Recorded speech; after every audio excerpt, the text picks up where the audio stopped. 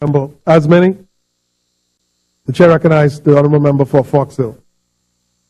Mr. Speaker, thank you very much. I want to speak to this legislation and to support the motion moved by the member for Southern Shores in connection with the Bahamas Spatial Data Infrastructure Bill 2013. My first knowledge or experience with the BGIS was during the term 2002 to 2007, when this House appointed a committee to look into allegations that had been made about the utilization of Crown land and the policies connected thereto. There was, I believe, in about 2004, the beginnings of a land use survey, which was commissioned through the Office of the Prime Minister to determine the amount of land that we actually have in the Bahamas, what land is actually Crown land, what land belongs to commonage, what land is generation land, and what policies can be developed on the distribution of those parcels of land. And in the committee doing its work, it became clear that there was a new technology which was available to assist the country in determining what the inventory of land was and is. And that technology is now so sophisticated that we can, in fact, know what the Commonwealth of the Bahamas is definitively for the first time. So that this system can show you from the air what the Commonwealth of the Bahamas is and all of the lines which go out from the Commonwealth of the Bahamas as we understand it. The Commonwealth of the Bahamas is as an island nation, the lines around it, both the 12-mile territorial limit and the 200-mile exclusive economic zone. This becomes important because we have three states that are adjacent to us. One is a British colony, the Turks and Caicos. The other is Cuba, and the other United States of America. And we have settled the lines between us, between Cuba and ourselves. We know that there is a license for oil drilling, and we know the question of resources, that this is really what this is about. We're still in negotiations on settling the lines between the Turks and Caicos and ourselves to determine exactly where the border is of the Bahamas and the Turks and Caicos. And we're still in the middle of negotiations with the United States of America and ourselves as to where the border actually sits. And one of the most important aspects of settling those lines again will be the question of exploiting the resources of the Blake Plateau, which sits to the north of the Bahamas. There is a feeling that there are many, many resources below the sea that this country will be able to call upon, and we need to know where to draw those lines. I believe that representatives of the United States government will be visiting us at the end of this month to make some proposals with regard to where those lines should be drawn. And there will be a series of meetings following that throughout the year and going forward until it's settled as to where the lines ought to be drawn. And typically the lines are drawn by cutting the baby in half, so to speak, or drawing a line down the middle. But under the law of the sea, countries are permitted to make other interventions largely based, for example, on the continental shelf and where the continental shelf actually extends from your particular country. And so some countries will argue that you can't really go by the middle line, but using the continental shelf and its extensions as the line, the place where you draw the line. In any event, we actually need to know what territory we're dealing with. And this system will allow us to determine, to help our negotiators determine what territory they're actually talking about. So it is an important thing to put in place. And the public servants that have been involved in this have been waiting for some time for a department and a set of statutes to govern what they do. And so this is part of the housekeeping for making sure that everything is in place for the proper use of this data, so that it is protected, so that it is not stolen, and so that it is not misused. The data, though, has another important element for me at this time, and that is I have mooted or put forward the question of, for security reasons, the issue of whether or not the Bahamas should start issuing a national identity card. Now, a national identity card with the proper backup legislation would be able to provide for a citizen of the Bahamas one card or document that says definitively that you have the right to be in the Commonwealth of the Bahamas, either by way of being a citizen of the Bahamas, or by being a permanent resident of the Bahamas, or by having some a work permit which gives you a basis for being inside the country. This becomes important because the other point which I've sought to make as the immigration minister, and particularly in response to the recent events in the Fox Hill constituency, is that the security climate within the Commonwealth of the Bahamas has dramatically changed over the last generation. I made the point that in 1997, a minister of the government was murdered in this country. And since 1997, the security climate as it relates to public officials has not significantly changed. And we still have lots of public fora where we do not seem to take the issue of security as part of the planning in putting together our public functions and issues. I noticed, for example, Mr. Speaker, that there was a piece, I believe, in this morning's press in which you were talking about the security improvements that have been made in and around the House of Assembly.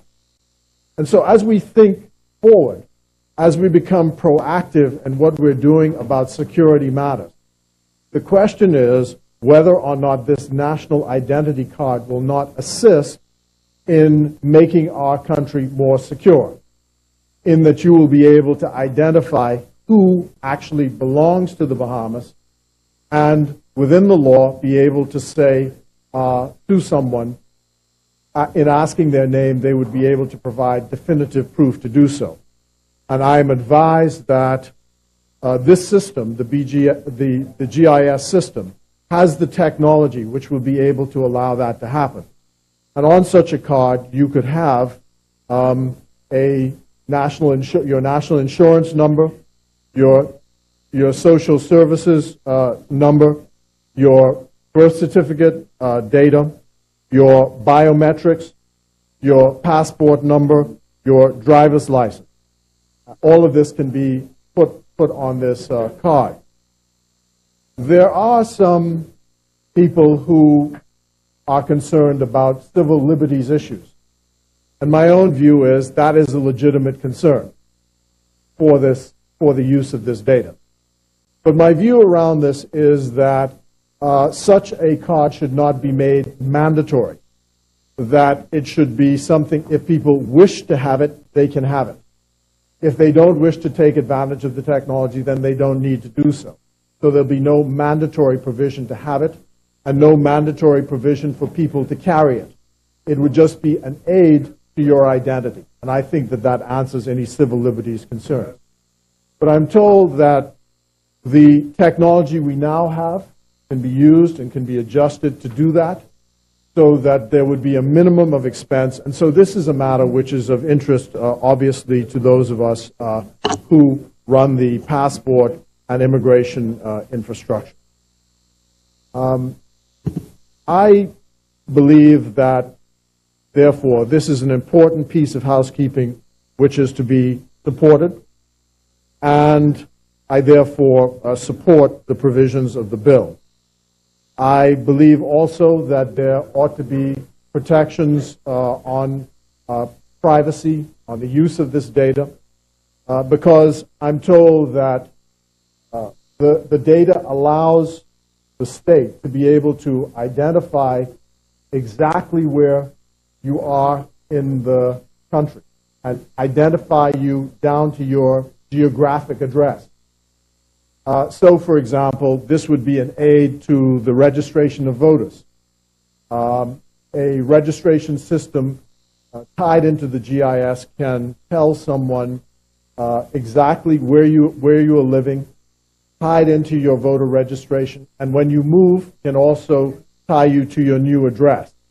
And as we again move forward, it may be a mechanism for eliminating the idea of renewing the register because you're actually tied to a geographic address. Many aids that this program can do. And so when you're collecting data about individuals, you always have to be concerned about privacy matters. And I think also that in discussing information systems and data systems, the larger discussion in the society about privacy issues, about security issues, is a discussion which is worth having. It is therefore, as I said, one of these important pieces of housekeeping to be done. Mr. Speaker, before taking my seat, then, I would wish to respond somewhat to your comments made from the chair, in which you mentioned 4 victims of the violence in Fox Hill. I would be remiss if I did not, at this time, thank you and the government generally and other members of Parliament, including a statement issued by the Leader of the Opposition on behalf of his party, as a result of the following upon and as a result of the deaths of the 4 individuals who I have described not just as my constituents but as my friends. I therefore want to mark for my own purposes in this House the death of those 4 people as a senseless waste. Dino Davis, Shaquille Demerit, Eric Morrison, Shanique Sands. 4 young lives snuffed out. And I wish to extend publicly condolences to their families on behalf of all of the people of Fox Hill. I told the story when the community meeting took place on the park of how Shaquille Demerit, we were talking about this brilliant 8-year-old who was here today, and what a great future he has. Young Demerit was 19 years of age and had just completed a barbering course at BTVI. And he had just spent the week after getting permission from his parents to build on the side of his parents' home a barber shop, and had spent the day fixing the barber shop and had come at the end of a long day of fixing the barber shop. And he simply said at the end of the day, he went to his mom and said, I feel like eating Chinese food. And he goes off to the jungle and, picks up Chinese food. And on the way back, one of his friends says, hey, the Congos are on the park and they're waiting for the Junkanoo results. Why don't we stand up and listen to the Junkanoo results? He makes that decision. A few minutes later, pop, pop, pop, and that's the end of his life. Understandably, his family is distraught about this. I am gratified that the Royal Bahamas Police Force have charged 2 individuals in connection with this offense, and I'm told that there are others that they are searching for in connection with it. The funerals, I'm advised, will begin as early as the weekend.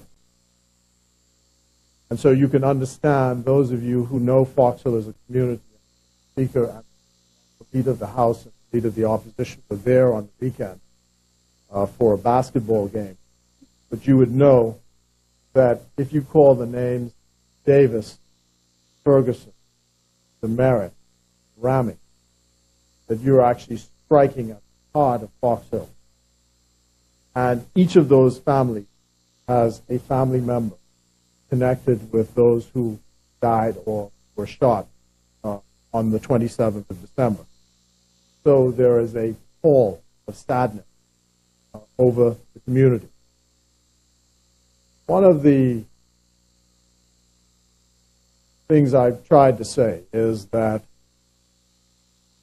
it is important for us to be sensitive to these families and their time of grief. I understand people want to help, but it is important for people, for families to be able to grieve, be able to adjust in privacy to their grief. At some appropriate occasion, I would want to suggest to the community that there be some memorial placed on Freedom Park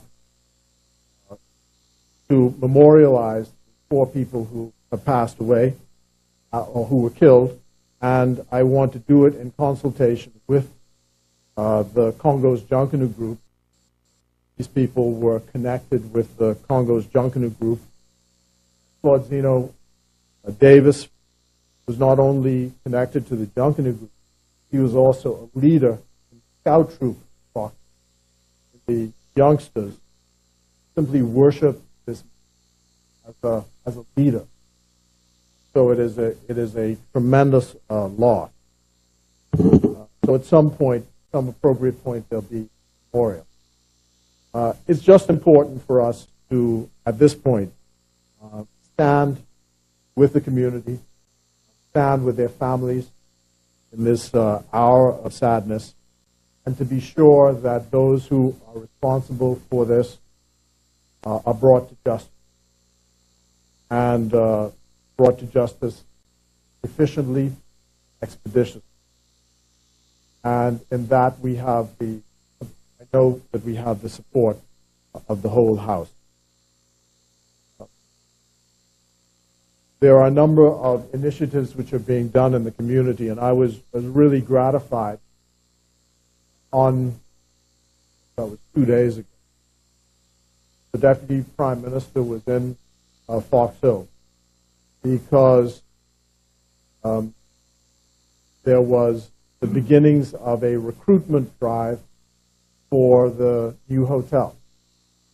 I said in response to every crisis that what is needed is less talk, more action.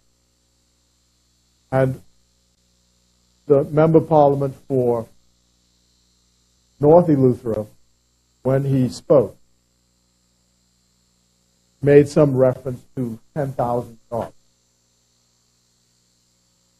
When those statements were made, the Member of Parliament for Centerville, back in the year between 2002 and 2007,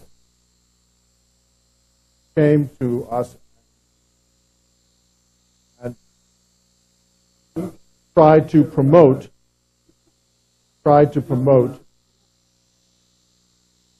a change out at Cable Beach. He had been to London, and a man named Sarkis Ismailian had introduced him to some of his projects in London. And when he came back from London, he said that Sarkis had made a proposal about the development of Cable Beach. The development of Cable Beach became important because the tourism plant at Cable Beach at the time was old, decaying, and secondly, we needed also to have more than one egg in the basket. So in addition to the work that was going on at Atlantis, we needed new product on Cable Beach and also an addition to our tourism product. He persuaded the cabinet to agree to what is happening at Cable Beach. By the passage of various events, we lost office in 2007, and certain decisions were taken with regard to that project that caused a delay. Those delays resulted in it now being under our carriage to bring that project to completion and fruition. One of the great aspects about that project, Mr. Speaker, is that the project promised 8,000 jobs for 8,000 jobs by December 2014. Bahamas has indicated that they are now in the recruitment phase for 3,000 to 4,000 of those jobs. First phase of which began in Fox Hill 2 nights ago. And scores, hundreds of young people. It was designed a program for people between the ages of 16 and 24. Here's what they said. I was really persuaded by this. There are going to be these fairs all around New Providence to get up to these 4,000 workers that they need. I said as the immigration minister some time ago, don't be fixing your mouth. Come talking about no work permits for laborers, bartenders, so on and so forth. Fix your mouth to say that. So, 2 nights ago, they came. The criteria is this. They said, if you're 16 to 24, don't worry about academic qualifications. Sorry? Youth unemployment. And the youth unemployment, 16 to 24. That's where they're starting with. There's also going to be a program for people over 25. But what they're starting on is the 16 to 24. I made the point that evening that we have said that unless we get young people connected to this society, unless they're able to buy in, you are begging for problems. You're begging for problems. And they must have some kind of structured involvement, buy in society. 16 to 24 is the starting point. They said, don't worry about academic qualifications. Come as you are. Don't worry about police record. Come as you are. And they came. Hundreds came. And the idea is that there will be a recruitment that will train people over 12 weeks. Jeff Lloyd, who ran the Yeast program, has been asked to superintend the program. And this will be over 12 weeks. And then there will be a 4-week initiation period. But the kicker is this, Mr. Speaker. At the end of the 12 weeks, if you complete the program, you are guaranteed a job offer. Guaranteed a job offer. That's the kicker. And that is an amazing thing, because when you look at, the kids, many times my colleagues would come to me and say, we're looking for an opportunity for someone in a public corporation or in the government service. And the basic qualification is 5 BJCs. I tell you, Mr. Speaker, I struggle I struggle with a list of 100 or more people in my office to find 2 people who have 5 BJCs. It's unbelievable. An 8th grade exam that you take when you're 14 years old. And you just can't find it. Yesterday, I took a trip just before the start of the cabinet to the Doris Johnson School. There's a youngster, since I've been member of Parliament, assisting him and his grandmother coming up. And I saw him because he's now 17, and he's about to come out of school. So I said to him, what do you want to do when you get out of school? He says he wants to be an auto mechanic. I said, are you in the auto mechanic class at Doris Johnson? Yes, he is. How are you doing in the class? I'm doing great, he said. So I said, okay, I'm going to check on what you're doing. Go up to Doris Johnson yesterday, and when I speak to his teachers, they show me that this fellow has a grade average 0.1.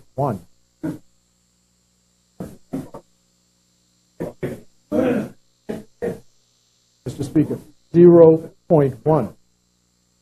And then they show me all his report cards going back to junior high school. And 64 days absent. And on and on and on. And what the teacher said to me is, she knows he's able, she knows he has the capacity, but seems to be easily led. And she says the problem with her is that he's not atypical. That's the problem. He's not atypical. He's typical. And she speaks to him. He says, yes, yes, but every excuse not to be in class. And that's how we end up with these social problems and situations. And then they land on an MP's desk or at an MP's doorstep, and you're supposed to be able to find work for that individual. And, you know, the first thing Mr. Lloyd says to them when he's speaking to them at St. Paul's Church, said to them, what time does the program start? They said 8 o'clock. And he says, that means 8 o'clock. Doesn't mean 8:05, and it doesn't mean 8:10. It means 8 a.m. And the other issue, of course, is that they're also providing support. Because with the lack of a proper public transport and reliable public transport system, you have to make sure that people get to work on time, and they have no excuse for not doing so. And I have this experience in recommending people to work at Albany. Albany's way out on the other side of the island. And you have to be to work sometimes at 6, sometimes at 7 o'clock in the morning. But you can't, there's no system which allows you, by public funds, to be able to do that. So a lot of things we have to do to work to fix these problems. The reason why I wanted to use this as an opportunity to raise this is because the point I made to my colleague as we talk about Foxhill is fixing this problem, pardon the pun, has no magic bullet. Fixing the problem has no magic bullet. It is going to be a long, hard, tortuous slog. We believe in social intervention. That's what we said, is that social intervention would make the difference to all of the issues which we face on the crime front. It's not going to happen overnight. Yes, during election campaigns, there's a bidding war about who's going to do this and who's going to do that. But all of us know, from an intellectual point of view, forget all the political rhetoric and all the rest, all of us know that social intervention is the thing that is going to make the difference. And it's the only thing we have. And we have to give it an opportunity to make a difference. It's part of the whole cloth. If you allow communities to grow up in weeds, and you don't make sure that the lighting is proper, then it's a sign of inattention to community. When you put resources into a community, it's a sign that you're paying attention to community. My favorite thing from the Anglican service, building up the common life, doing the things that make for peace and build up the common life. It's part of the whole cloth. And that's what our commitment is from the Progressive Liberal Party.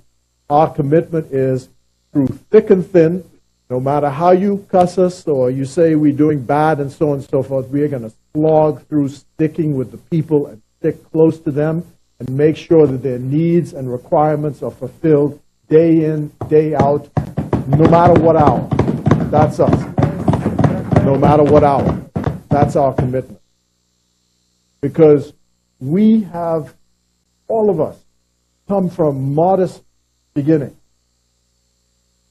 and raised ourselves up through dint of hard work to where we sit today. That 8-year-old who was here, who's been the great success in chess, you can expect to see him. The life expectancy at birth, Bahamas for males now is 71. So he's got a long time to be around. And so our commitment has to be to create a safe environment for him to be raised in, that the public education system that gave me my start is the same public education system that is going to take him to the top. I think of D'Angelo, who was in 2008, he was the top producing BGCSE student from the Doris Johnson School. I think 9 BGCSEs, 8 A's, 1 B. Went on to do medicine. And he's now here at the University of the West Indies Teaching Hospital here at the Princess Margaret Hospital. His professor, when he left Doris Johnson School, went to UWI and took his first physics exam at the University of the West Indies this is without having a proper physics lab to work in. This kid produces the first A+ that a professor had ever given to a student at the University of the West Indies.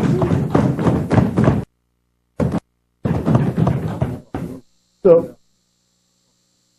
we know that we have the capacity and we know that we have the talent here. It's just to make sure it's nurtured and it advances forward. And if there's anything I'd like to leave from this morning, Mr. Speaker, is I saw circulated on Facebook a couple of weeks ago an essay written by a Jamaican about the state of Jamaica and all of this despair connected with Jamaica. When Rex Nettleford died, following upon his death, I went to a symposium and had the opportunity to sit with professors from the University of the West Indies who were Jamaican. And they had the same thing, despair about their society, what's going to happen. They don't have the means to be able to carry it forward because it was just all despair. And I just want to leave this. There's too much despair. There's too much despair. There's too much doom and gloom. And there's too much, oh my, what's going to happen to us? Chicken Little running around, the sky is going to fall. Believe me, the sky is not going to fall. No. Life is going to go on. And we have no choice but to continue. We have no choice. So let's cut the doom and gloom. All we do is we keep at it day by day, make our contribution to making sure the society moves forward. The society is sometimes going to go through a rough patch. Sometimes it's going to go through a good patch. But whatever happens, let's keep moving forward. And whatever rows that take place between us politically, that does not stop the forward movement. The rows are designed to move us forward. Now, I see the things that they say, and I say, yeah, well, if I was in opposition, I'd say that too.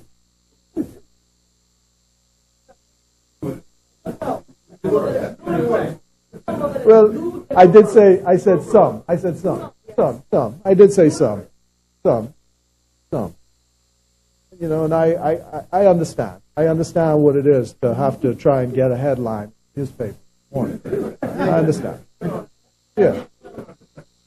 But for king and country. For king. Sometimes you must stand up for king and country. You know, that comes first. Who is it? Oh, yeah, queen. Sorry. Queen and country.